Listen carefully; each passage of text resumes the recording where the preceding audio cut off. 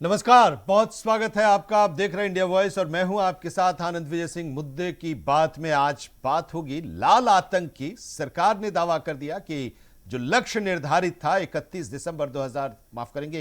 मार्च 2026, उस लक्ष्य को पूरा किया है और लाल आतंक का खात्मा कर दिया है, भारत को नक्सल मुक्त कर दिया है।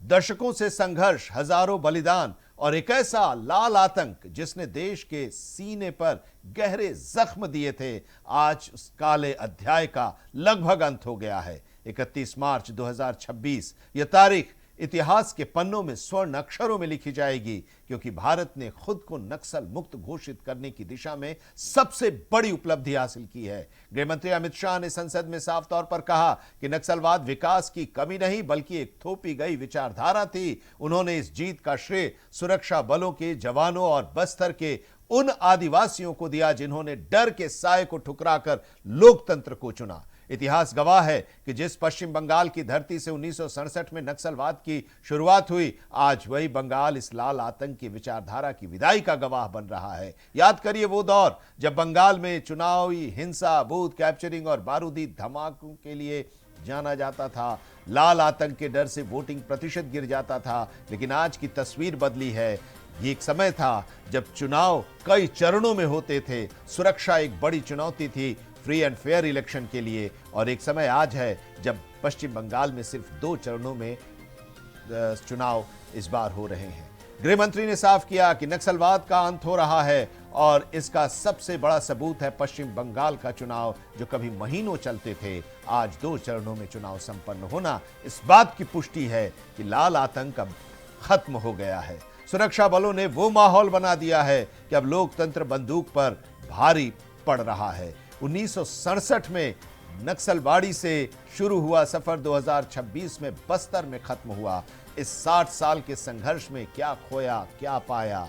गृह मंत्री अमित शाह ने 1970 के राष्ट्रपति चुनाव और पूर्व प्रधानमंत्री इंदिरा गांधी का जिक्र कर जो राजनीतिक हमला किया है और कहा है कि पूर्व पीएम इंदिरा गांधी ने अपनी कुर्सी बचाने के लिए उस समय कट्टरपंथी वामपंथियों से हाथ मिलाया, जिससे नक्सलवाद को बढ़ावा मिला। क्या नक्सलवाद हमेशा से राजनीतिक ढाल की तरह इस्तेमाल हुआ है? आज मुद्दे की बात में हम अपने मेहमानों के साथ चर्चा करेंगे इसी पर, लेकिन जरा देखिए ये रिपोर्ट। सोमवार को लोकसभा में नक्सलवाद मुक्त भारत पर चर्चा हुई। इस चर्चा में केंद्रीय गृह मंत्री अमित शाह ने विपक्ष को करारा जवाब दिया। सदन का माहौल उस समय गर्मा गया जब लोकसभा में नेता प्रतिपक्ष राहुल गांधी का नाम नक्सलवादियों से जोड़ा गया। हालांकि गृह मंत्री ने भरे सदन में अपने द्वारा किए गए वादे की हुंकार भरी है। और हमने लक्ष्य किया था कि 31 मार्च को नक्सल मुक्त करेंगे। मैं पूरी व्यवस्था होने के बाद देश को भी सूचित करूंगा, मगर मैं ऐसा बोल सकता हूं, धड़ल्ले से बोल सकता हूं कि हम नक्सल मुक्त हो गए हैं। ऐसा कहने में कोई तकलीफ नहीं। बता दें कि अमित शाह ने साफ किया कि भारत जोड़ो यात्रा में कई नक्सल फ्रंटल संगठन हिस्सा लिए। इसका मेरे पास रिकॉर्ड है। अमित शाह ने राहुल गांधी और नक्सलियों को लेकर क्या कुछ कहा है, सुनिए। राहुल गांधी अपने लंबे राजनीतिक करियर में कई बार नक्सलवादियों के हमदर्दों के साथ देखे गए। भारत जोड़ो यात्रा में कई नक्सल फ्रंटल संगठन हिस्सा लिए, इसका मेरे पास रिकॉर्ड है। 2010 में ओडिशा में लाडो शिकोगा के साथ मंच साझा किया। शिकोका ने उसी मंच से भड़काऊ भाषण दिया और राहुल गांधी को माला भी पहनाई। अमित शाह के इस बयान के बाद बीजेपी नेता कांग्रेस पर हमलावर हो गए। बीजेपी नेताओं ने राहुल गांधी पर देश के खिलाफ साजिश रचने वालों का समर्थक बताया। बीजेपी नेताओं ने कहा कि राहुल गांधी हमेशा से यही चाहते थे कि देश में नक्सलवाद कभी खत्म ना हो। देखिए, ये सच्चाई उन्होंने रखा है, तथ्यों के साथ रखा है। कांग्रेस नक्सलवाद, आतंकवाद की जननी है और अब जननी होते होते अभी के नेता राहुल गांधी खुद अर्बन नक्सल बन गए। एनएसए का पूरा डिटेल बताया उन्होंने। एनएसए के पूरे डिटेल में एक एक नाम बताए कि सारे नाम कहाँ तक कम्युनिस्ट नहीं भाई, माने मॉइस्ट लोगों के साथ जुड़े हुए नाम थे। तो इतने सारे प्रमाणों के बाद और क्या रह जाता है इस बात के खुलासे के लिए कि कांग्रेस किस तरह से चाहती ही थी कि समूचे देश में इस तरह की कोई व्यवस्था, कोई स्थिति बनी ही रहे। हालांकि गृह मंत्री अमित शाह का राहुल गांधी पर बयान विपक्ष को रास नहीं आया। शाह के बयान पर विपक्ष पूरी तरह आक्रोशित नजर आया। इस दौरान कांग्रेस नेताओं ने शाह के बयान पर पलटवार करते हुए कहा कि जिस परिवार ने देश को आजादी दिलाई, देश को आगे बढ़ाया, उसके बारे में गृह मंत्री के इस तरीके के बयान अशोभनीय हैं। उनके लिए इस तरीके की टिप्पा टिप्पणी करना ये गृह मंत्री साहब के लिए कोई अच्छी बात नहीं है। दुनिया जानती है नक्सलाइट खत्म हुआ है कि नहीं हुआ है, देश जानता है। आपके आंकड़े देने से क्या होगा? आप तो ये भी कहते हैं कि गैस की कोई किल्लत नहीं है, आप कहते हैं पेट्रोल की कोई किल्लत नहीं है, आप तो कहते हैं कि जीडीपी इस देश में फास्टेस्ट ग्रोइंग इकॉनमी है। लेकिन आज देश के जो हालात हैं वो पूरी दुनिया जानती है। बता दें कि अमित शाह ने देश से वादा किया था कि 31 मार्च 2026 से पहले देश को नक्सलवाद से मुक्ति मिल जाएगी। हालांकि उससे एक दिन पहले ही सदन में चर्चा के दौरान शाह ने साफ कर दिया है कि देश नक्सलवाद से मुक्त हो चुका है। वहीं शाह द्वारा राहुल गांधी पर दिए गए बयान को लेकर अब सियासत पूरी तरह गर्मा चुकी है। विपक्ष शाह के बयान पर नाराज है और केंद्र सरकार पर हमलावर है। तो आज चर्चा हम इसी पर करने जा रहे हैं। सरकार ने एक लक्ष्य रखा था कि 31 मार्च 2026 तक हम देश से नक्सलवाद को खत्म कर देंगे और इस दिशा में सरकार आगे बढ़ रही थी। और सबसे ज्यादा जो नक्सलियों को खत्म करने का जो आखिरी जो एरिया था वो छत्तीसगढ़ का बस्तर का इलाका था और वहां एक बड़ी चुनौती थी। सरकार ने कई योजनाएं भी शुरू की, लोग उन योजनाओं से प्रभावित हुए और धीरे धीरे धीरे धीरे मुख्यधारा में आने लगे। और जो नक्सली थे वो नक्सली भी अब जुड़ने लगे और जो नहीं जुड़ने के लिए थे उन लोगों को सुरक्षा बलों ने मार गिराया। इस पूरे दौर में जो 60 के दशक में नक्सलवाद शुरू हुआ था पश्चिम बंगाल के नक्सलबाड़ी से, चारू मजुमदार और कानू सान्याल ने लीड किया था। वो भटक गया रास्ता, अपने मूल उद्देश्य से भटक गया और धीरे धीरे देश के 12 राज्यों में वो फैल गया। करीब 3000 से ज्यादा जवान और पुलिस अधिकारी, सुरक्षा बल से जुड़े लोग ने अपनी शहादत दी। 20,000 से ज्यादा आम लोगों की जान गई। 12 करोड़ से ज्यादा लोग भूखमरी, गरीबी और डर के साए में जीते रहे और वो एक तरह से ये कह सकते हैं कि देश की मुख्यधारा से कट गए थे। जंगल का पूरा एक इलाका था जो नक्सलियों के अधिकार में था। उन लोगों का अपना कानून था, अपना कानून था, अपनी सजा थी और जो वो चाहते थे वही लागू करते थे। और 2014 से पहले भारत के 126 जिले नक्सलवाद की चपेट में थे और अब सिर्फ 2 जिले बचे हैं, बहुत कम, छिटपुट हैं वो। सबसे ज्यादा प्रभावित 35 जिले थे जो अब 0 हैं।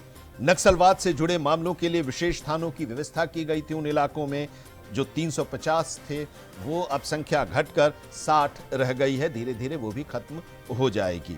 1200 किलोमीटर का वो रेड कॉरिडोर का पूरा इलाका था। 17% जमीन पर नक्सलियों का कब्जा था और ज्यादातर वो जो इलाके थे वो जंगल में थे।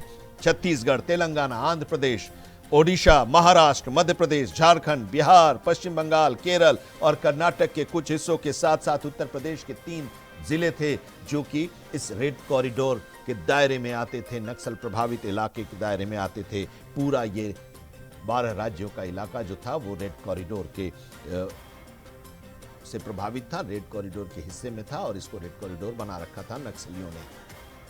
नेपाल के पशुपतिनाथ से लेकर आंध्र प्रदेश के तिरुपति तक ये पूरा जो इलाका था, नक्सली उस इलाके में उनकी मूवमेंट होती थी और उन इलाकों में वो छिपते थे। एक राज्य, बॉर्डर राज्यों में रहते थे, बॉर्डर में एक राज्य में घटना को अंजाम देते थे और फिर दूसरे राज्य में वो भाग जाते थे।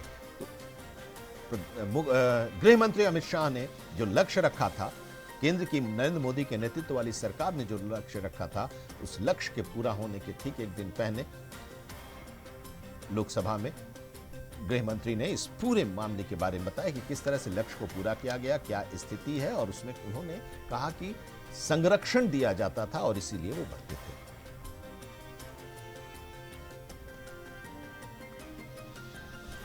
हमारे साथ आज बेहतरीन पैनल है और वो जो पैनल है वो इस पूरे झारखंड या छत्तीसगढ़ या जो दूसरे 12 राज्य थे उन राज्यों को का जो नक्सली इलाका था उसको बेहतर ढंग से ये लोग समझ रहे थे और उस नक्सल गतिविधियां जो थी उसको बहुत करीब से इन लोगों ने देखा था। आज उनसे हम चर्चा करेंगे। पूर्व डीजीपी झारखंड हमारे साथ जुड़े हुए हैं आरसी कैथल साहब, बहुत स्वागत है।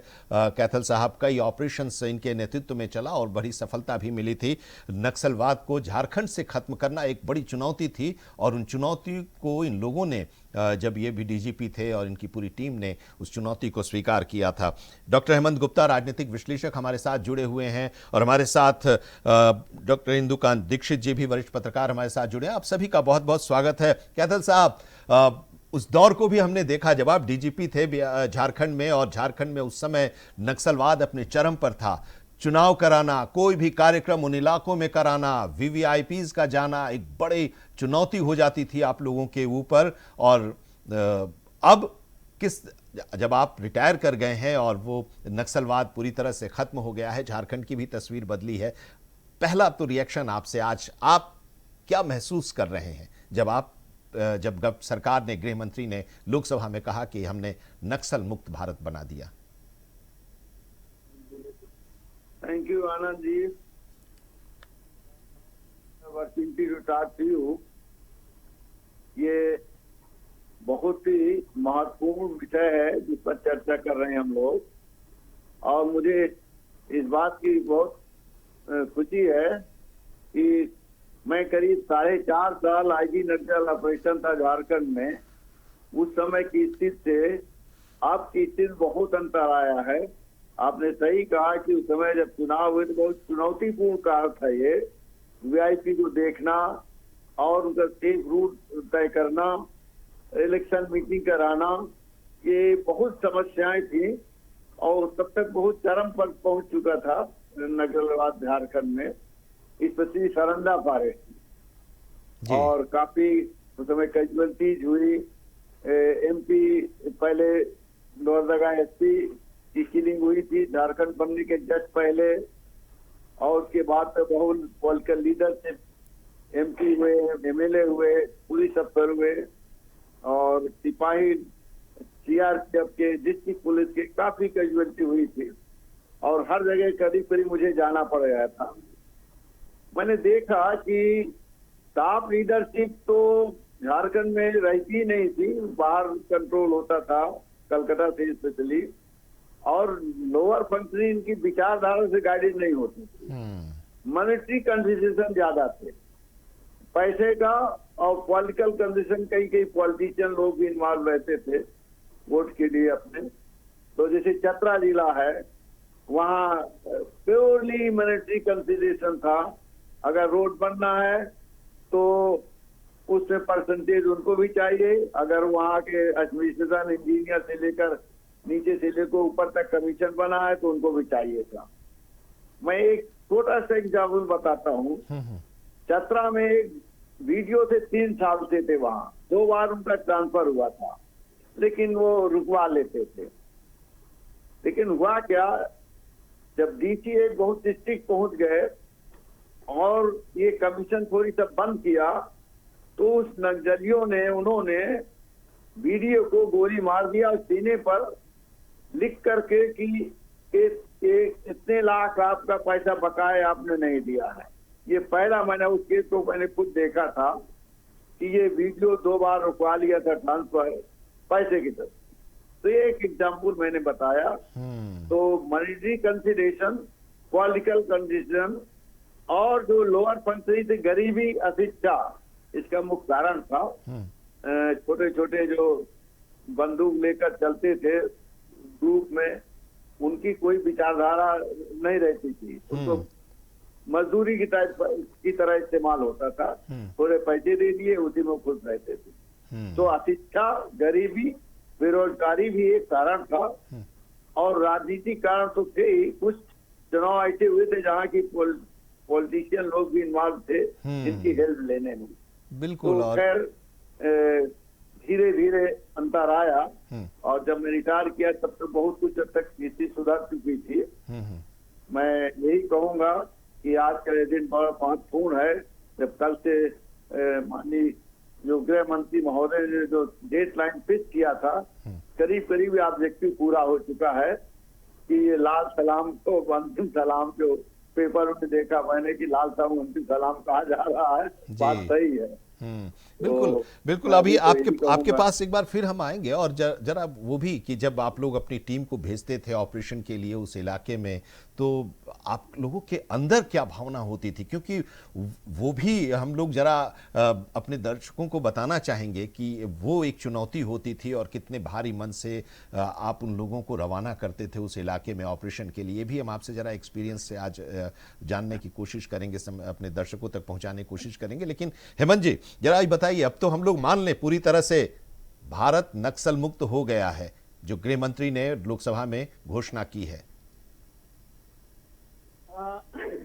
पूर्णता तो नहीं कहेंगे, लेकिन भारत हो गया है। ये बात सही है कि 60 सालों का जो दशक रहा था, ये बहुत बड़ा सफर रहा है, ये तो कोई शक नहीं है। और जब भी आप देखेंगे कि आंकड़े जो बताएंगे कि जो रेड कॉरिडोर था किसी समय नक्सलियों का, वो 2014 के बाद जब भाजपा की सरकार नहीं आई थी, ये गृह मंत्री नहीं थे उस वक्त, तो उस वक्त 126 प्रभावित जिले थे और सबसे ज्यादा उसमें अगर बहुत ज्यादा प्रभावित थे तो 35 जिले हुआ करते थे। पर आज के दिन में देखा जाए तो मात्र 2 प्रभावित जिले रह गए हैं। ये एक बहुत बड़ा उपलब्धि है और इससे मुकरा नहीं जा सकता है कि आतंकवाद ऑलमोस्ट फिनिश्ड, ये बहुत बड़ी बात है। लेकिन सवाल ये उठता है कि आखिर ये आतंकवाद जो उपजा था, क्या वो प्रॉब्लम सॉल्व हुआ कि? क्योंकि आतंकवाद लोगों का नहीं था, एक विचारधारा थी जो 1967 के समय में आई, जिसका नाम आपने लिया था भी। तो वो जो माओवादी जो कम्युनिस्ट शासकों के द्वारा प्रेरित था, एक जिंदाग आंदोलन कहते थे उसको उस जमाने में, और वही जिंदाग आंदोलन नक्सलवाद जो हुआ था, किसान महाजनी जमीन कब्जा पर अच्छे जमींदारी के खिलाफ ये फूका गया था। और तब उस जमाने में किसी जमाने में 10 राज्यों तक फैला हुआ था और उस वक्त शामिल जो क्षेत्र हुआ करते थे, छत्तीसगढ़ थे, झारखंड थे, उड़ीसा था, महाराष्ट्र थे, पश्चिम बंगाल, मध्य प्रदेश, आंध्र प्रदेश, तेलंगाना जिसको कहते हैं, कुछ केरल के भी इस वक्त बहुत प्रभावित हुआ करते थे। और ये एक तरह से देखा जाए तो 2000 के लगभग में, मतलब कि सन 2000 में ये चरम पर थी। लेकिन ये जो चेंजेस जो आया उसका पहला रीजन था 2004 में, जब आंध्र प्रदेश के मुख्यमंत्री वाईएस राजशेखर रेड्डी साहब जब इनको बोले दक्षिणियों को कि भाई हम शांति समझौता करना चाहते हैं, आप हमारे साथ करिए। तब उस वक्त 2010 में दंतेवाड़ा में जो 76 सीआरपीएफ के जवानों की जो जानें चली गई थी, तो लोगों ने डिसीजन लिया सरकार ने कि नहीं, अब हमको इस पर नकेल कसना होगा। और तब फिर देखा गया कि 2023 में एक और बड़ा हमला हुआ था बस्तर जिला में, जो झीरम घाटी में हुआ था। तो उसमें नक्सलियों ने 29 लोगों को मार दिया था, जिसमें कांग्रेस के तत्कालीन प्रदेश अध्यक्ष मेरे ख्याल से नंद कुमार पटेल, पूर्व नेता प्रतिपक्ष नेता वगैरह थे, केंद्रीय मंत्री महेंद्र कर्मा भी थे, पूर्व केंद्रीय मंत्री विद्याचरण शुक्ला भी शामिल थे उस वक्त।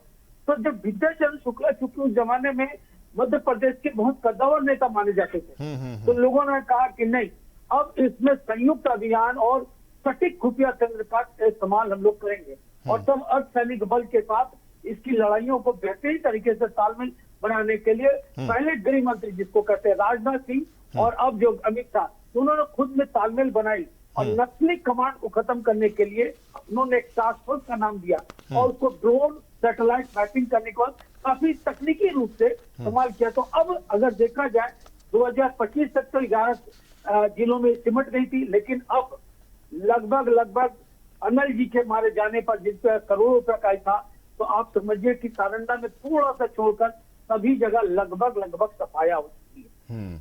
ये करीब अब सफाया हो गया है और सही भी है। कहा भी जो डेटा है वो भी है कि 35 जिले जो सबसे ज्यादा प्रभावित थे वो अब शून्य हो गए हैं और 126 जिले जो नक्सलवाद की चपेट में थे, अब उसमें से सिर्फ 2 जिले बचे हैं, छिटपुट हैं, और वो भी बहुत कम की संख्या में। वो आनंद जी, सबसे बड़ी बात इसमें है कि केंद्र सरकार ने झारखंड जैसे राज्य को कम से कम 126 करोड़ रुपया सिर्फ इसलिए इन्होंने दिया था कि खुफिया तंत्र और पुलिस को आप मजबूत बनाई। जो अभी कैसल साहब बता रहे थे कि भारी वित्तीय सहायता नहीं मिलती थी उस वक्त, 2022 में स्पेशल इंफ्रास्ट्रक्चर स्कीम लाएगा जिसको SIS कहते हैं, और उस वक्त इनके पास special forces, special intelligence branch को मजबूत किया गया। और 10 सालों में देखिएगा कि 586 किलेबंदी किए गए पुलिस स्टेशन बना करके, तब जाकर के नक्सलवाद को कंट्रोल लाया गया। इतना आसान नहीं था। बिल्कुल एक पूरा रोड मैप बनाया गया था और उसी के आधार पर यह सब कुछ लक्ष्य निर्धारित हुआ और इसको अभी इतनी सब बड़ी सफलता मिली है।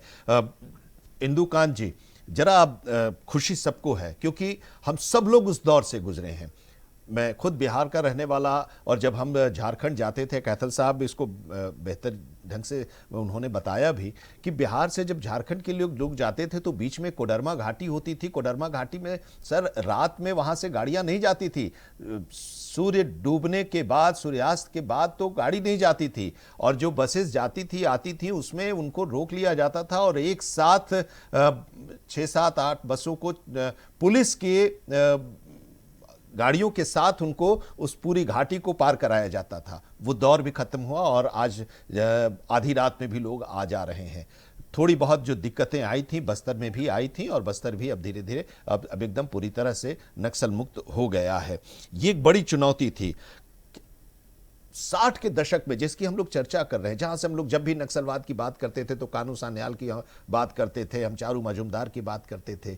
वो धीरे धीरे भटक गया कैसे, और भटकते हुए क्या आ गया? संरक्षण, जिसकी बात गृह मंत्री ने संसद में कहा, क्या संरक्षण इन लाल आतंकियों को, नक्सलवादियों को मिलता रहा जिसकी वजह से ये बढ़ते गए, 12 राज्यों तक ये फैल गए?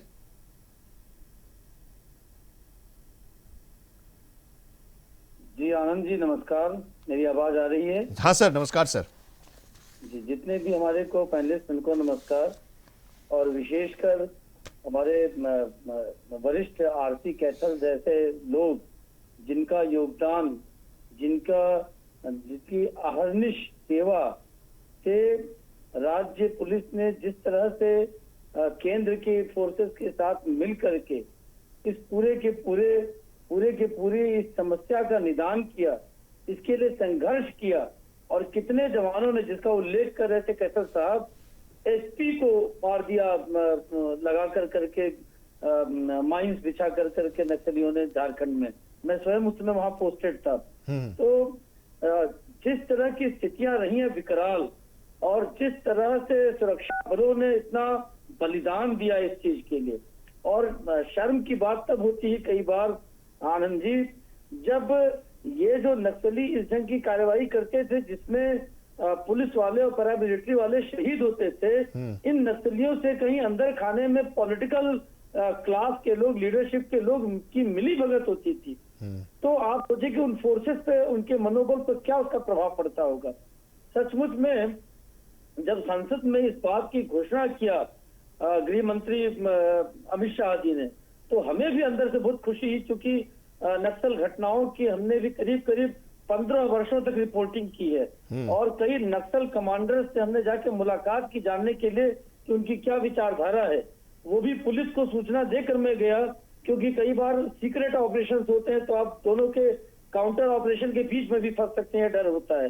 तो मैं सूचना देकर के अपने क्षेत्र के पुलिस अधिकारियों को जाकर उनसे मिला, बाकायदे झारखंड में ही मुलाकात की हमने, खूंटी इलाके में किया, चतरा में किया, जिससे पता चले कि वो वाकई विचारधारा के लिए कर रहे हैं या किसके लिए कर रहे हैं। लेकिन 1-2-3 बातें बड़ी महत्वपूर्ण है आनंद जी। देखिए, जो गृह मंत्री ने अपने बयान में कहा कि एक समय इस देश में ऐसा भी था जब नेशनल एडवाइजरी कमेटी नाम से एक कमेटी बनाई गई जो प्रधानमंत्री को भी डिक्टेट करती थी, और उस कमेटी में ऐसे लोगों को रखा गया जो नक्सलियों से खुद जुड़े हुए थे, उनके परिवार के लोग नक्सल से जुड़े हुए थे, उस विचारधारा को बढ़ाने फंड पाने वाले लोग शामिल थे। और आप सोचे कि उनके मातहत जो फोर्स है वो क्या कार्रवाई करेगी जब उनके लोग जो है नेशनल एडवाइजरी काउंसिल में हुआ करते थे। तो उन चीजों को इस सरकार ने जो अपनी तरफ से पकड़ा और उस पर लिमिटेशंस की, उनको सीज किया। और हमें अभी भी याद है कि विजय कुमार, मेरे ख्याल से विजय कुमार ही नाम था, जिन्होंने वीरप्पन का खात्मा किया था, उनको बनाया एडवाइजर। जी। और उनको साथ रख करके जिस तरह से ऑपरेशन किया, पूरा एक सेंट्रलाइज ढंग से पूरे देश के राज्यों को जोड़ करके उसका ये रिजल्ट था। और देखिए, देश की जो नेशनल लीडरशिप है उसका जब ये कमिटमेंट हो गया कि हम खत्म करेंगे और जो लोग भी इस मिली भगत में शामिल होंगे उनको एक्सपोज करेंगे, तो ये जो एक सघन कार्रवाई, तो अदरवाइज एक स्टेट में कार्रवाई होती थी वो दूसरे स्टेट में जाके छिप जाते थे। तो सभी राज्यों को ऑन बोर्ड लेकर जब केंद्र सरकार ने कार्रवाई की तो उसका परिणाम ये हुआ कि आज मैं मानता हूं व्यक्तिगत तौर पे, मैं हेमंत जी से मेरा इससे थोड़ा मतांतर है कि नक्सलवाद वाकई खत्म हो गया। देखिए, देश में जब कहा जाता था कि लिटरेसी पूरी 100%, तो ये उसका परिभाषा बनाया गया कि 90% से ऊपर अगर होगा तो माना जाएगा 100%। तो इस मामले में, नक्सल खत्म होने के मामले में, तो हम 90% से भी कहीं अधिक आगे निकल गए हैं। हाँ। जब पूरे देश में बताया माननीय गृह मंत्री ने कि एक जिला है जो कुछ प्रभावित है ज्यादा और एक इस जंग की स्थितियां हैं, एक तहसील है जो प्रभावित है, तो जहां पर 124, 140 और झारखंड के तो मैंने देखा एक समय में 24 जिलों में 21 जल्दी प्रभावित काउंट होते थे जब मैं 2010-11 में वहां पहुंचा था। तो वहां पे चीजें खत्म हो गई। ऑपरेशन जिस तरह से पहाड़ों को घेर घेर करके किया गया और उसमें से जो पॉलिटिकल क्लास के लोगों का इन्वॉल्वमेंट था उसको रोका गया, इस कारण से सफलता मिली है। और इस सफलता को मैं उस तर्ज पे देखता हूं जैसे जम्मू कश्मीर से 370 आजादी के 70 साल बाद, 72 साल बाद इस सरकार ने खत्म किया, उसका निष्प्रभाव किया, निष्प्रभावी किया, उसके पैरेलल मैं इस कार्रवाई को देखता हूं, क्योंकि नक्सलवाद के इस पूरे देश को नक्सलवाद ने एक कोड़ की तरह से बिल्कुल जकड़ रखा था और यहाँ के विकास को, यहाँ की तमाम रिमोट क्षेत्र की जनता को पूरी चीजों से जो मॉडर्न और मेन स्ट्रीम है देश की डेमोक्रेसी का, उससे कट ऑफ कर रखा था। जी कैथल साहब, अब एक चीज कि हम लोग यही समझ रहे थे कि ये एक विचारधारा है।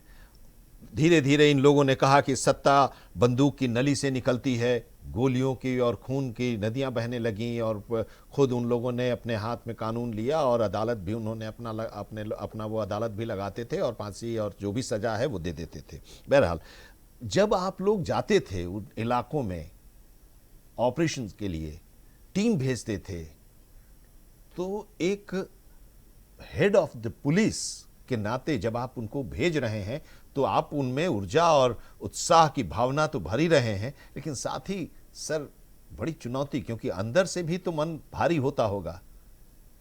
उस समय आप लोगों की क्या फीलिंग होती थी सर?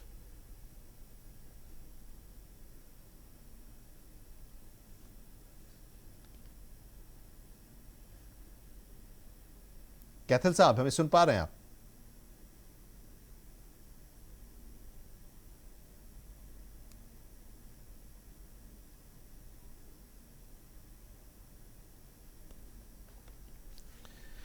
और हमारे साथ एक और मेहमान जुड़े हुए हैं, वरिष्ठ पत्रकार हैं विभास झा जी, छत्तीसगढ़ के इलाके से। और छत्तीसगढ़ का इलाका एक बहुत बड़ा चुनौतीपूर्ण इलाका, अगर नक्सलियों के हिसाब से बात करें, नक्सलवाद के हिसाब से बात करें तो वो बहुत बड़ा इलाका। और आखिरी समय तक सामने चुनौती सरकार के सामने, पुलिस और सुरक्षा बलों के सामने यही थी कि यहाँ से जब तक ख़त्म कर देंगे तो पूरी तरह से नक्सलवाद खत्म हो जाएगा। यहीं पर बच गए थे वो लोग और वो अब खत्म हो गया है। विभास जी, जरा आप समझाइए कहाँ से ये विचारधारा पश्चिम बंगाल से शुरू हुआ और फिर ये 12 राज्यों तक फैला, पूरे एक तरह से कहा जाए कि छत्तीसगढ़ को उसने अपनी चपेट में ले लिया, अब खत्म हुआ।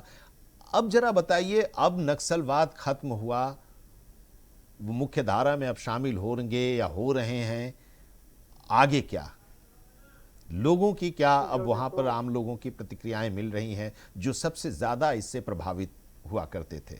देखिए, सुकमा, बीजापुर और जो दंतेवाड़ा का जो जिला है वो पिछले कुछ 8-10 वर्षों में बहुत ज्यादा प्रभावित जिला था, क्योंकि वहाँ हिंसक घटनाएं, पुलिस की गाड़ियों को विस्फोट से उड़ा देने की घटनाएं लगातार होती रही। और ताड़मेटला में तो एक साथ सीआरपीएफ के 76 जवानों को मार दिया गया था।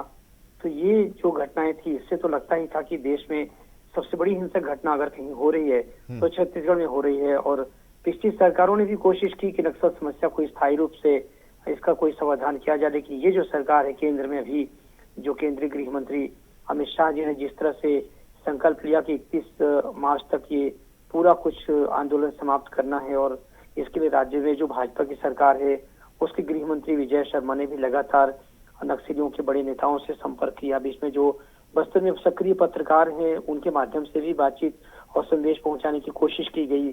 और एक जैसे पुनर्वास योजना चलाई गई और नियत निर्नारा योजना चलाई गई। ऐसे जो स्थानीय हल्दी गोंडी में जो बातचीत के ढंग हैं उस माध्यम से भी नक्सलियों से संपर्क करने का प्रयास किया गया। और अब देखेंगे इसी का नतीजा है कि 2000 से ज्यादा नक्सलियों ने समर्पण किया, जिसमें कमांडर दर्जे के भी बड़े नक्सली शामिल हैं। और वहीं करीब 2000 से 3000 लोग इस बीच मारे भी गए हैं, अलग अलग जो मुठभेड़ में एनकाउंटर्स में मारे गए हैं पिछले 1.5-2 साल में। तो ये जो सरकार की योजना थी कि आपको मौका दिया जा रहा है 3 महीने का, आप चाहे तो समाज के मुख्य धारा में शामिल हो जाएं और हिंसा का रास्ता छोड़ दें, क्योंकि इसमें कुल मिला के नुकसान बस्तर के आदिवासियों का ही हो रहा था। इस 70 वर्षों में आदिवासियों के जल जंगल जमीन का नारा या उनके शोषण का नारा लेकर जो नक्सली संगठन काम कर रहे थे, कहीं न कहीं उसमें एक हिंसा की वजह से भटकाव की स्थिति भी देखने को मिल रही थी। और यही वजह है कि स्थानीय लोगों का भी इसमें मोह भंग साफ नजर आता था। और आज उसका परिणाम हम देख रहे हैं कि एक बड़ी संख्या में नक्सली मुख्य धारा में शामिल हो चुके हैं। मैं ये समझता हूँ कि कोई नक्सलवाद जैसा वाद भले ही समाप्त न हो पाए, क्योंकि वाद तो विचारों में रहता ही है कि वो कहीं न कहीं एक विद्रोह की भावना, समाज से जो भी असंतोष रहता है वो तो कहीं न कहीं प्रखर हो सकता है समय के साथ, लेकिन एक वाद के रूप में उसको पढ़ने जानने समझने में कहीं कोई बात भी नहीं है। लेकिन जो समाज में हिंसा की जो तस्वीर बन रही थी, आज मैं समझता हूँ कि छत्तीसगढ़ उससे काफी बड़े पैमाने पर मुक्त हो चुका है। पिछले खासतौर से 1.5 साल में अगर आप केंद्रीय गृह मंत्रालय की रिपोर्ट भी देखेंगे तो नक्सल घटनाएं जो 14 जिलों में थी वो 1-2 जिलों तक सिमट गई थी और हिंसा की घटनाएं भी 10 से 15% तक ही रह गई थी। ये इतना बड़ा परिवर्तन है। एक चीज और जरा ये बताइए कि उस इलाके को आपने देखा, नक्सल मूवमेंट को भी आपने देखा। हमारे साथ 2 और पैनलिस्ट हैं, इंदुकांत जी और हेमंत जी, वो भी उन लोगों ने भी बहुत करीब से इस पूरे नक्सल मूवमेंट जो है उसको उन्होंने देखा, किस तरह से उनका चल रहा था और सरकार की तरफ से जो कार्रवाइयाँ हुई। जरा हमें ये बताइए कि क्या वाकई ये विचारधारा थी और वो विचारधारा आज भी वो थी या भटक गई थी रास्ते से वो विचारधारा, क्योंकि ऐसा लग रहा था कि अब तो कोई विचारधारा ही नहीं है। जी, विचारधारा का भटकाव तो उस समय से ही हो गया था जब कानू सान्याल और चारू मजूमदार ने जब आंदोलन शुरू किया था, तो खुद उनका भी मोह भंग कुछ वर्षों के बाद हो गया था। और हम ये देखते हैं कि और भी बड़े जो नक्सली नेता थे जिसमें कुछ बड़े चर्चित नाम थे, उसमें स्वामी अग्निवेश जी जब यहाँ आया करते थे, छत्तीसगढ़ के थे शक्ति जिले के, वो भी कुछ समय तक नक्सलियों के समर्थक में थे। बाद में उनको लगा कि हिंसा से कोई बात बन नहीं सकती, तो वो फिर एक दूसरे सामाजिक आंदोलन से जुड़ गए। ऐसे और भी लोग थे जो नक्सलियों के प्रवक्ता या उनके समर्थक या वैचारिक रूप से उनके साथ हो सकते थे, लेकिन ऐसे जो कोई, चाहे आप मार्क्सवादी कम्युनिस्ट पार्टी लेनिनवादी के भी कुछ बड़े पदाधिकारियों से हमारी मुलाकात होती थी, तो वो भी पत्रकार होने के नाते हमको ये बताते थे कि हिंसा में हमारा भी उस तरह से विश्वास नहीं है कि हिंसा के रास्ते से समाज में कोई बदलाव नहीं आ सकता। और आप देखेंगे कि ये इसीलिए एक समय के साथ बस्तर में भले वो आए थे कि आदिवासियों के समर्थन की बात लेकर के, लेकिन समय के साथ वो जो हिंसा जिस तरह से प्रबल होती गई तो स्थानीय आदिवासी भी ये बात समझने लगे कि इस तरीके से तो विकास होने से रहा या उनकी बात पूरी होने से रही। अब एक चीज और, जो आपने वाद की बात कही, नक्सलवाद, नक्सलिज्म तो खत्म हुआ, वाद अभी तो अब ये भी है कि जो ओरिजिन के कारण थे जिसकी बात हम लोग कर रहे हैं, उन कारणों को भी खत्म करना, ये भी एक बड़ी चुनौती सरकार के सामने अब होगी और प्रशासन के सामने अब होगी। देखिए, सरकार ने नक्सलियों की बड़ी संख्या में एक वापसी तो कर ली। इस तरह से जो नक्सली संगठन था उसका बहुत बड़ा हिस्सा समाज में मुख्यधारा में आ गया। कुछ नक्सली मारे भी गए। तो ये कह सकते हैं कि जो नक्सली सक्रिय थे, कोई 1500-2000 लोग उड़ीसा या आंध्र या छत्तीसगढ़ के कुल मिलाकर जंगल में सक्रिय थे, उनमें से एक बड़ा जो संख्या बल है वो तो मुख्यधारा में आ गया। इस नाते अगर आप कहते हैं कि नक्सल समस्या खत्म हो गई है, तो इसे गणित के लहजे से माना जा सकता है कि हाँ, नक्सल समस्या खत्म हो गई है। लेकिन अगर वाद या विचार के तौर पे देखा जाए तो जब भी समाज में कोई संतोष उभरेगा कि जो विकास के वादे किए गए थे जब वो पूरे नहीं होंगे, तो जो असहाय व्यक्ति है, कहते ना कि निर्बल को न सताइए कहे कबीरा जाए, मरी खाल की हाय से लौह भस्म हुई जाए। तो जो आदिवासी एकदम बिल्कुल बेसहारा है, लंगोट पहन के जी रहा है, आज आजादी के 75 साल बाद भी विकास के लिए जो बुनियादी सुविधाएं उसको चाहिए, यदि हम उसे मुयस्सर नहीं कराएंगे तो उसके मन में आक्रोश, एक विद्रोह की भावना तो हो सकती है।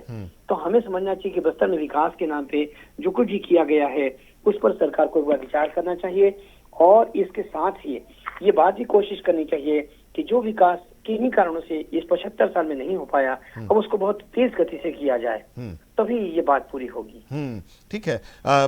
हेमंत जी भी हमारे साथ हैं, और अभी आरसी कैथल साहब भी पूर्व डीजीपी झारखंड हमारे साथ जुड़े हुए हैं। सर से शुरुआत ही हमने की थी, चर्चा की, और उन्होंने उस पूरे दौर के बारे में बताया। सर एक चीज़ हम आपसे यही जानना चाह रहे थे कि जरा उस समय का वो अंदर की वो फीलिंग बताइए, जब आप अपनी टीम को भेजते थे ऑपरेशंस के लिए, तो टीम तो जाती थी उत्साह के साथ, आप उनमें उनको उत्साहित भी करते थे, उनमें ऊर्जा का संचार भी करते थे, लेकिन एक हेड होने के नाते, मुखिया होने के नाते आपके अंदर भी बहुत कुछ हलचल चल रही होगी, मच रही होगी उस समय। क्या स्थिति उस समय आपकी भावना क्या होती थी सर?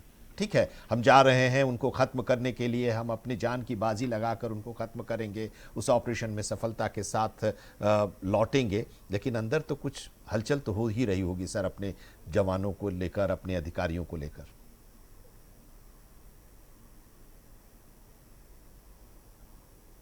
कैथल साहब जी बोलिए सर। हाँ सर मेरा सवाल यही था सर, उस समय की आपकी जरा भावना हम अपने दर्शकों तक पहुंचाना चाहते हैं कि जब आप अपनी टीम को भेजते थे ऑपरेशन के लिए, अधिकारी आपके जवान वहां जाते थे उस इलाके में उत्साहित और पूरे एनर्जी के साथ भेजते थे, आपके अंदर उस समय क्या, एक हेड होने के नाते, मुखिया होने के नाते अंदर हलचल जाते थे ऑपरेशन में, सेंस ऑफ इनसिक्योरिटी और सुरक्षा की भावना तो जरूर रहती थी, प्रिकॉशन लेना पड़ता था, और जो हम लोग इंस्ट्रक्शन देते थे उनको कम्प्लीटली फॉलो करना पड़ता था। इसलिए अब ह्यूमन लाइफ तो बड़ा इम्पोर्टेंट है, इसलिए चाहे हमारा सिपाही हो या अफसर हो, सबकी तो लाइफ बराबर है, तो उस हिसाब से सबको ध्यान रखना पड़ता था। और एक सुरक्षा की भावना तो रहती थी, लेकिन डिटर्मिनेशन था कि इसको फेस करना है। तो हम लोग बहुत फेस करते थे, जहाँ जरूरत होती थी हम लोग एक्ट अपॉन करते थे। ऐसा नहीं था कि हम लोग काउ डाउन हो गए हों, उनसे कभी उनसे डिफीट स्वीकार की, ऐसा कभी मौका नहीं आया था। फेस टू फेस में तो हम लोग अच्छी फाइट देते थे। नहीं वो तो था पूरा, सब कुछ के बाद भी घटनाएं होती थी, कुछ लोग शहीद भी होते थे, लेकिन उसके बावजूद जो टीम थी वो उनसे लड़ती थी, पीछे नहीं हटती थी। ये तो हमने देखा भी, और हम लोग जब खबरों के जरिए दिखाते थे तो वो सामने दिखता भी था। हम अभी चर्चा हम लोग यही कर रहे हैं, और अपने दोनों बाकी मेहमानों से भी हम यही जानना चाहेंगे सर एक चीज़ और, कि अब ओरिजिन जो है, जो कारण था, उस कारण को खत्म करने की भी पूरी तरह से एक चुनौती, क्योंकि वो अगर थोड़ा बहुत भी रह जाती, बीज अगर रह जाती, तो वो वृक्ष पनपने लगता है। हेलो जी, आपका प्रश्न आवाज क्लियर नहीं आई, क्या पूछना चाहते हैं? मेरा सवाल ये था सर कि जब तो नक्सलवाद को खत्म करने की बात हो रही है, खत्म हो गई है, लेकिन अब अपने दोनों मेहमानों से भी यही जानना चाहेंगे आपसे पहले कि ओरिजिन है, जो कारण थे, उन कारण को भी खत्म करना एक चुनौती हम सब के सामने, सरकार के सामने, समाज के सामने है। ये तो बहुत इम्पोर्टेंट क्वेश्चन है। जो कारण तो, जो विचारधारा आप कह रहे हैं, विचारधारा तो करीब करीब वो रह नहीं गई। आज वो चाहे माओवादी विचारधारा हो, जो कुछ है, वो बात अब कहीं भी आप पाएंगे वो प्रिवेल नहीं कर रही, चाहे कम से कम इंडिया में तो नहीं नजर आ रही किसी स्टेट में। भले टॉप लीडरशिप लोगों की प्रभावित रही हो, और नीचे लेवल पर तो मॉनेटरी कंसेशन मेन रहता था, पैसे का सवाल था, और corruption one of the reason था इसका कि फल फूल रहा था ये करप्शन के चलते।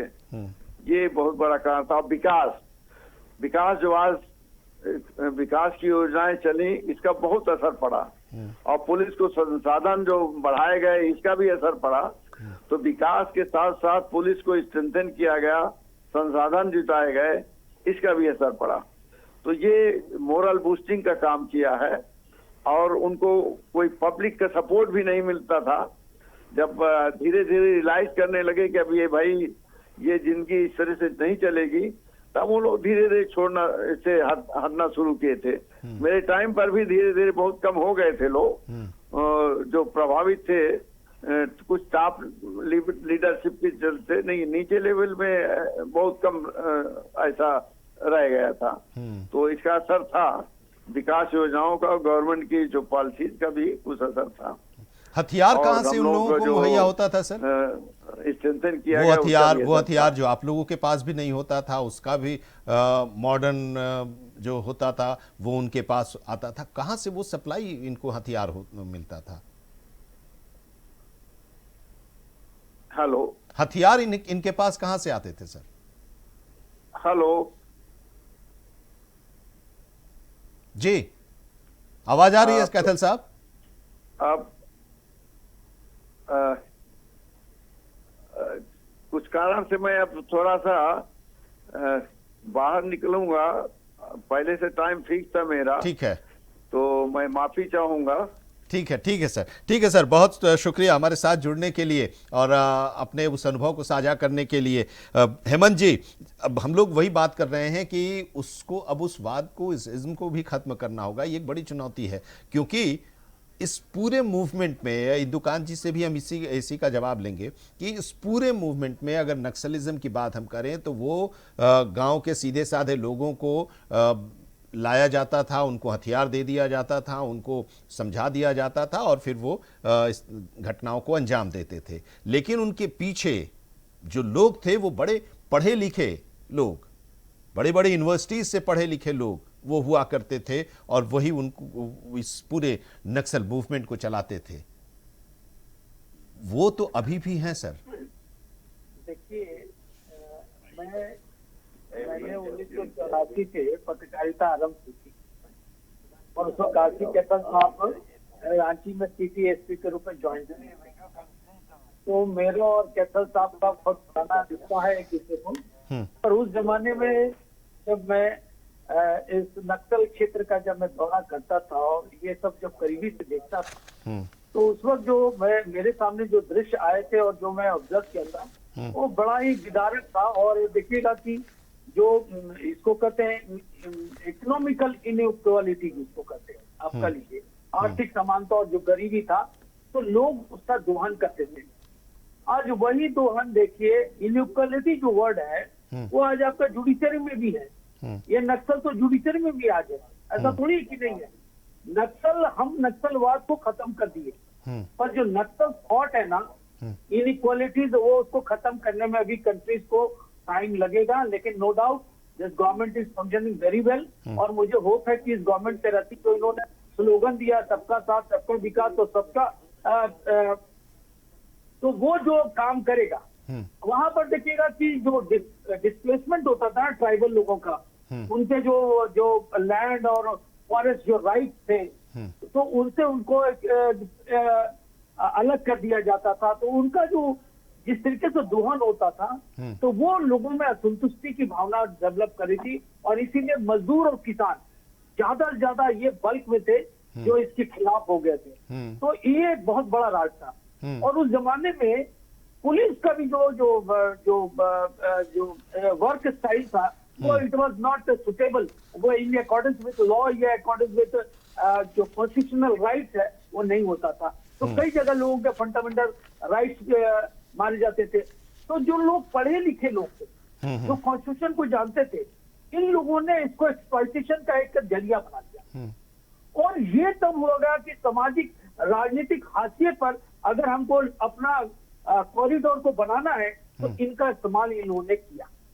ये एक बहुत बड़ी बात हुई थी उस जमाने में। और ये देखिएगा, अब इसका जो मेन कारण था वो फंडिंग था। ये जो अभी आप क्वेश्चन किया ना कि ये आर्म्स असला कहाँ से आते थे, इतना एडवांस जो पुलिस के पास भी नहीं होते तो कहाँ से आते थे। तो आप देखिए, म्यांमार है आपके बगल में, अभी जो बांग्लादेश है आप वहां देख रहे हैं, चाइना है, नेपाल है, किसी जमाने में 70 के पहले सिक्किम नहीं हुआ था हम लोग के पास। तो वो ये सब जगह थे जहाँ से इजी असेसमेंट, मतलब असेसेबल था ये सब आना। और ये रीजन बन गया था क्योंकि उस वक्त जो फंडिंग का नेटवर्क था ना वो बहुत जबरदस्त था। आउटसाइड से इन लोगों को मिलता था कि भारत में हमेशा अनस्टेबिलिटी को बनाए रखना है, ये भी एक जियो पॉलिटिकल का हिस्सा हुआ करता था। इसकी कमर तोड़ी है आपकी एनआईए ने। जब एनआईए का गठन हुआ तब ये इसकी तोड़ी गई। उसके बाद जब आपका ईडी का जब गठन हुआ, जो एजेंसी जो पर्वत निदेशालय है जो मिलकर जब काम करना शुरू किया, तो समझिए लगभग हमको जो रिकॉर्ड अभी जो प्रेजेंट है उसमें 92 करोड़ का संपत्ति लोग सीज किया थे एक साल में। अब ये इन लोगों का जो स्ट्रक्चर था जो उस जमाने में, तो सुरक्षा बलों का जो आना जाना था और लोगों के साथ जो मेन स्ट्रीम में जोड़ने का जो बात होता था वो नहीं हो पाता था। लोग डरों से इनके बारे में बात करना भी छोड़ दीजिए, सूचना देना भी डरते थे कि भाई पुलिस हमें सुरक्षा नहीं दे पा रही है। तो उस जमाने में लोग अपने घर से जब निकलते थे तो ये कफन बांध कर निकलते थे कि भाई हम नक्सल एरिया में जा रहे हैं, तो लौटेंगे या नहीं लौटेंगे। हाँ, लौट पाएंगे कि नहीं मुझे मालूम है। अभी कहता साहब होंगे तो बताएंगे। यहाँ जैप होता था, पहले उसको बीएमपी कहते थे, बिहार मिलिट्री पुलिस, बाद में वो झारखंड मिलिट्री पुलिस हुई। तो इसके जवानों को भेजने के लिए यहाँ की स्कीम चलाई गई कि जो सैलरी जनरल पुलिस को मिल रही है, मान लीजिए 30,000 को मिल रही है, तो इस अभियान में जो जाएगा उसको 60,000। वही तस्वीर अब तो बदली, अब ये तस्वीर बदली है। इंदुकांत जी जरा वही चीज मैं यही समझने की अब कोशिश, क्योंकि हम लोग तो वहां तक पहुंच गए, हमने लक्ष्य था उस लक्ष्य को हमने पूरा किया, लेकिन अर्बन नक्सल का एक टर्म अब आया है, वो तो अभी भी है। देखिए आनंद जी, स्वयं गृह मंत्री ने तो हर्ष मांडर का नाम भी लिया और आपने देखा कि झारखंड में जो इस तरह का इकोनॉमिस्ट बन के काम करते हैं, जॉन रेज, उनका भी नाम लिया। ये लोग एनएससी में थे और वो पिछले 40 साल से झारखंड में हैं और तमाम मीडिया के भी ऐसे संस्थानों में ऐसे एलिमेंट हैं, उनको भी आप अर्बन नक्सल कह सकते हैं, जो इन लोगों को पोषित करते हैं। बिल्कुल। और उनका नेक्सस ऊपर से नीचे तक ऐसा है कि जब इनके खिलाफ कभी मैंने खबर झारखंड से चलाई तो टॉप लेवल से वो खबरें रोक ली जाती थी। और अभी स्वामी अग्निवेश का नाम भी हमारे साथी ने छत्तीसगढ़ से, वो भी उनकी भी काफी मिली भगत थी इन लोगों से। एक बार स्वामी अग्निवेश का हमने इंटरव्यू लेते हुए पूछ लिया कुछ कठिन सवाल। वो ये झारखंड के कुछ इलाकों में गए थे, वहां के आदिवासियों को भड़काने के लिए सरकार के खिलाफ। हमने उनसे सवाल पूछ लिया तो वो मतलब विचलित हो गए और उन्होंने हमारे ऊपर तक चीफ एडिटर तक क्या फोन कर दिया कि ये खबर ना चल पाए। तो आप ये देखिए कि इनकी कैसी मिली भगत हुआ करती थी, सुप्रीम कोर्ट से लेके हाई कोर्ट और एडिटोरियल से लेके सारे अखबार और सारे चैनल्स तक। और इस जगह आपको याद होगा कि जब बाबा रामदेव ने आंदोलन किया था दिल्ली में और जब ये मूवमेंट चल रहा था तो उस दौरान यही स्वामी अग्निवेश जी का एक फोन टैप करके पकड़ा गया था। कपिल सिब्बल जी को बोलते हैं कि इनको इतनी छूट मत दीजिए नहीं तो सर पे चढ़ जाएंगे। तो आप ये समझ लीजिए कि ये स्वामी के वेश में कैसे लोग थे। तो अब वो रहे नहीं तो उसकी चर्चा करना उचित नहीं है, लेकिन इस ढंग के एलिमेंट्स भारत में जगह जगह गांव में जिलों में है। और एक छोटा सा उदाहरण देकर अपनी बात खत्म करूंगा। कल एक बड़ी मार्मिक बात कही अमित शाह जी ने कि ये जो तथाकथित तमाम लोग ह्यूमन राइट्स की बात करने वाले हैं, सुप्रीम कोर्ट में वकीलों के नाम पर, सीनियर एडवोकेट्स के नाम पर ऐसे बहुत सारे लोग हैं, ये लोग क्या कभी जो इन नक्सलवाद से प्रताड़ित लोग, जिन लड़कियों का 10-11 साल की उम्र में, जिन लड़कों का स्कूलों से 8-9 साल की उम्र में अपहरण करके सैकड़ों की संख्या में उनको जबरन नक्सलवादी बनाया गया, इनके बारे में इन्होंने कभी जीवन में एक लेख लिखा, कोई आवाज उठाई? उनकी भी कोई ह्यूमन राइट्स होती हैं? हमने ऐसे सरेंडर्ड झारखंड में महिला नक्सलियों का इंटरव्यू किया है आनंद जी, पुलिस ने सरेंडर कराया था, जिन्होंने बताया कि उनको 9-10 साल की उम्र में अपहरण कर लिया गया, कई लड़कियों का एक साथ उनके माँ बाप से छीन कर गाँव से ले गए और उसके बाद उनको सामूहिक एक पत्नी के तौर पर रखते थे। सारे नक्सली उनके साथ सेक्स करते थे, सेक्सुअल एक्सप्लॉयटेशन होता था, उनको एक सेक्स मशीन के तौर पर यूज किया जाता था और उसका आकर्षण भी एक होता था नए लड़कों को जोड़ने के लिए। आप बताइए यहाँ कौन सी विचारधारा है? और उन लड़कियों को जब पुलिस ने छुड़ाया तब उन्होंने अपनी आप बीती बताई। तो ये तो स्थितियां हैं। ऐसे में आप किस नक्सलवाद की बात कहेंगे और किस विचारधारा की बात कहेंगे? और इन लोगों के लिए कभी भी सो कॉल्ड जो तमाम लोग अपने देश में थे, उन्होंने कभी कोई आवाज नहीं उठाई।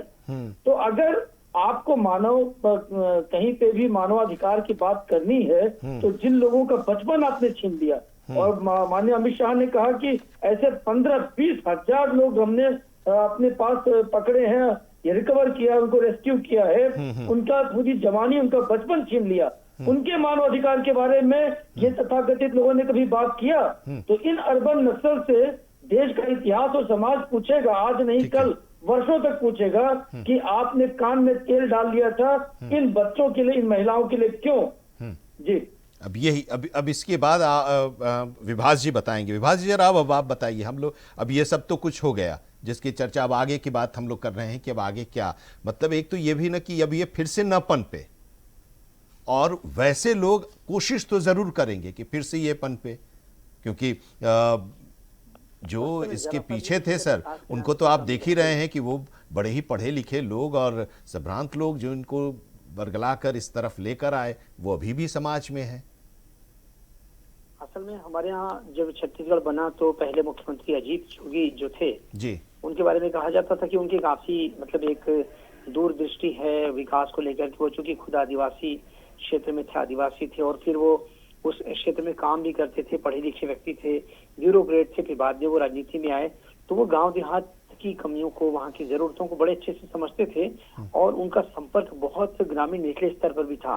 तो कहते थे कई बार वो बातचीत में यूं ही, हम जब कभी प्रेस कॉन्फ्रेंस में जाते थे, कि जितने पैसे बस्तर में 70 साल में पहुंचाए गए हैं, यदि वो पैसे नक्सल क्षेत्र में विकास के नाम पे अगर सीधे केंद्र सरकार से आए हैं या राज्य के मदद से आए हैं, यदि वो पैसे आदिवासियों को बांट दिए जाते, चाहे आज जैसे 12,000 दिए जाते हैं, 6,000 दिए जाते हैं अलग अलग योजनाओं के नाम पे, यदि वैसा कैश डायरेक्ट ट्रांसफर वाला कोई सिस्टम होता, तो उनका कहना था जी जोगी जी का कि बस्तर का हर आदिवासी करोड़पति हो चुका होता।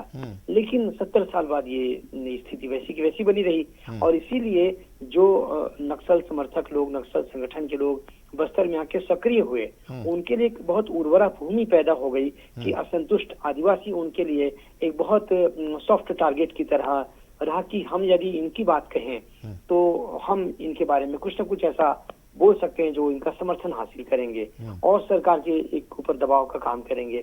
इस वजह से ये आंदोलन आगे बढ़ता रहा, चाहे फिर उसके जो भी कारण हो। लेकिन अब सरकार ने संकल्प लेके जब इसको किया है, आज बड़ी संख्या में नक्सल समर्थक और नक्सली लोग मुख्य धारा में शामिल हो गए हैं, तो मैं समझता हूँ सरकार के सामने निश्चित रूप से चुनौती है कि ये दोबारा इसको अपने न दिया जाए, और विकास की जो भी डिमांड है बस्तर क्षेत्र की बुनियादी सुविधाएं तो तत्काल उपलब्ध कराई जाए, ताकि हर आदमी एक चैन सुकून से लोकतंत्र में जो उसका हक है वो उसे मिले और वो जीवन यापन कर सके। जी बिल्कुल। अभी चर्चा में हेमंत जी ने कहा कि जो बड़ी घटना घटी थी जिसमें कई कांग्रेस के कई बड़े नेताओं की हत्या हो गई थी नक्सल के हमले में, नक्सली हमले में, उसके बाद छत्तीसगढ़ में और दूसरे जो राजनेता थे वो लोग भी समझने लगे कि ये अब अति हो गया है और हम भी सुरक्षित नहीं हैं।